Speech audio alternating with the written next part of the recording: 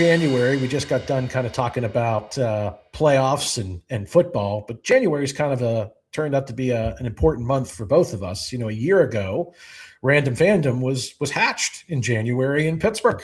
Like the San Diego chicken, it was hatched. That's right. Came right out. And it was unexpected. We've told that story before about going to a Penguin game, which we never went to, and all these other things we did. Pizza, the whole thing. Yes, the whole schmear. It was the whole Geschichte. Yeah. That's right. So, but January for you has a lot of meaning to it as well, because this is the month that Kobe Bryant passed away, and Kobe Bryant wasn't just a random passing for you. It's actually really the birthplace of all this creativity, because you ended up making a documentary called BLA. I can see it behind you, which goes back to Kobe's death. Maybe share that story. I was in Los Angeles when Kobe died. I was there visiting family. I was there with my wife. We were visiting our cousin, who is a native LA girl.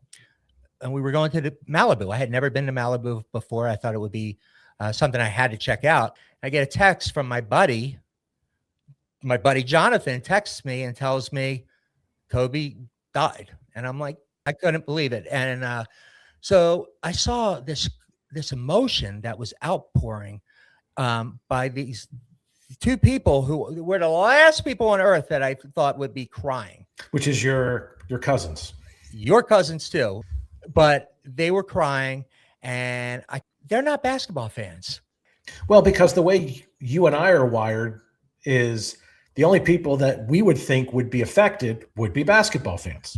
Yes, or because in LA they have stars die all the time. It's a regular occurrence, unfortunately. Right. So the fact that Kobe died, and I saw this outpouring, and it wasn't just like our cousins, but it was everybody, and people were congregating across the city, and there was a real pall over the city. And I was like, what's going on here? Like, there's something more to this story, because this isn't the LA I knew growing up on the East Coast. This is where the people that I knew and what I heard about LA, the shallow, the glitz, the glamour, not what I saw. But it was really important for me to understand, because, you think you know a place, and you don't really know a place until you know a place. Well, Beat LA, the film that you made, we're going to be debuting this on our channel because it's January and it's coming up on the anniversary of Kobe's passing. We thought we would show a little piece of the film today. So here's a little snippet from Beat LA. The day was January 26, 2020. Good afternoon from New York. We're coming on the air with breaking news, very sad news to tell the sports world that retired Los Angeles Lakers basketball star Kobe Bryant has been killed in a helicopter crash. This was a terrible loss for those families and for the Lakers, for Kobe's teammates, for his fans. It's just, there's no silver lining here. It's all bad. It's all sad. He was a bright light, and that's how I want to remember him. He left a legacy, man. So it's never gonna die. You know what I mean? So he left a light, and to this day, it's never gonna die. All across the city, Kobe fans honored his memory with vigils, music, and murals. In all my time living in Boston, I'd never seen the public mourn the death of a player like that. They mourned him as if he was a member of the family. It's just amazing how many people he touched from every walk of life, and how people, like, I had never seen that in LA, and probably ever in my life. People needed to be able to express their grief, mostly, but their love for him and what he meant to them throughout the world. Truth be told, I wasn't a Kobe fan. If you were in a different town, you didn't love Kobe Bryant. He was a killer. He was Mamba. I thought he was flashy, well-branded, corporate product. But I was starting to think I was wrong about that, and Los Angeles too. Curious, because we end there with this sort of question that you're pondering of, maybe I was wrong about Kobe, or I was wrong about LA too. Well, which one did it turn out were you more wrong about? They're symbolic. Really, if you think about it, they kind of work hand in hand, because Kobe was a player who you thought you knew because of the way he was portrayed outside of LA. He was Mamba. right? And people looked at him a certain way. But I talked to so many people in LA who gave me such an understanding about who he was. And at the same time that I was talking to these people, I also started learning about what sports was to these folks.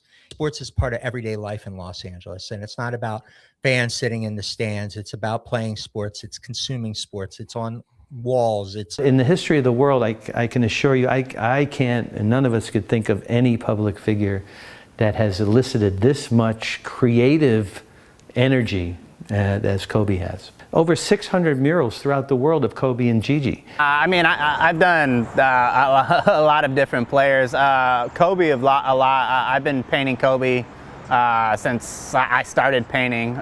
He's always been a big inspiration for me. And I think the thing with Kobe that was so interesting was, you know, you're there when he passes and you really get to see this deep connection they had with him.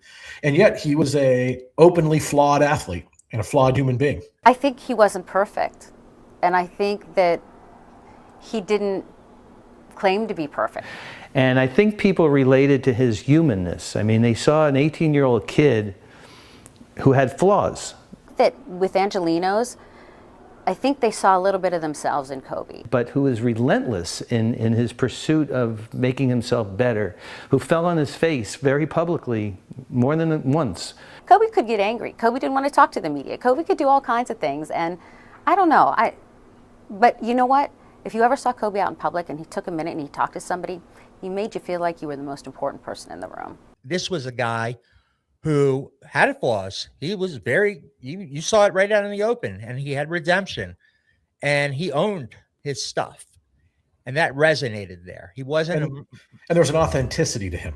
That's right. And he wasn't a mercenary, and he worked hard, and he was really, and practiced and really practiced his craft and knew people, and, you know, would show up places by himself.